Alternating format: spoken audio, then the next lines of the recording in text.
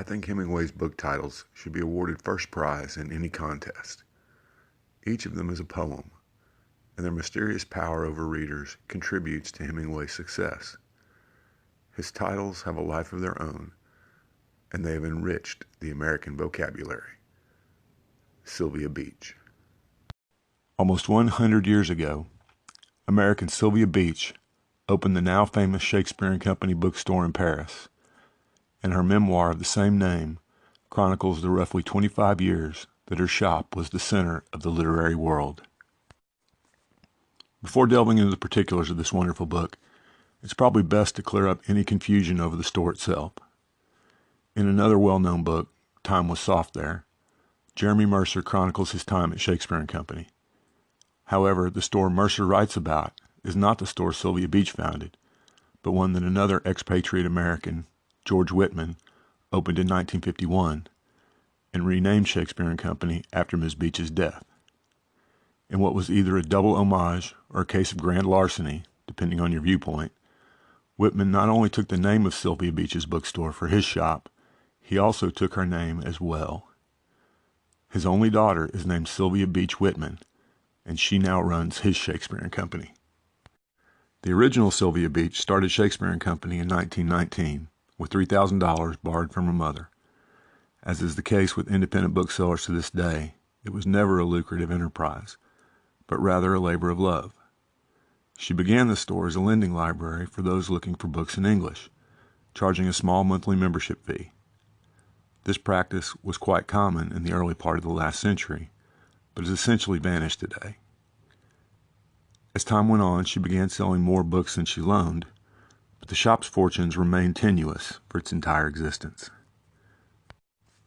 What makes Shakespeare and Company, the memoir, so appealing is the melding of Beach's light, anecdotal writing style with the monumental people about whom she writes.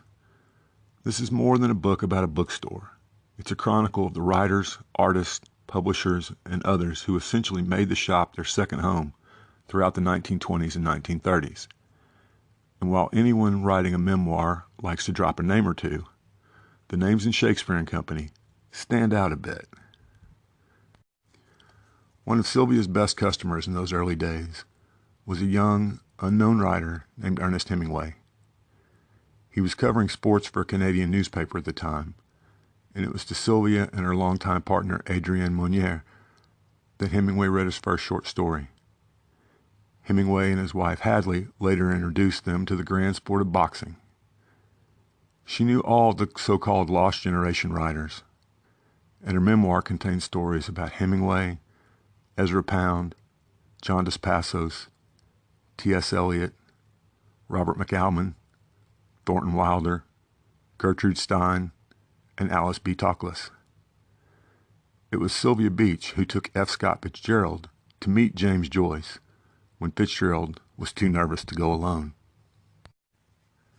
Her relationship with James Joyce and his family takes up a good part of the book, and with good reason. By her own admission, Sylvia Beach worshipped James Joyce. Her shop became an office of sorts for him.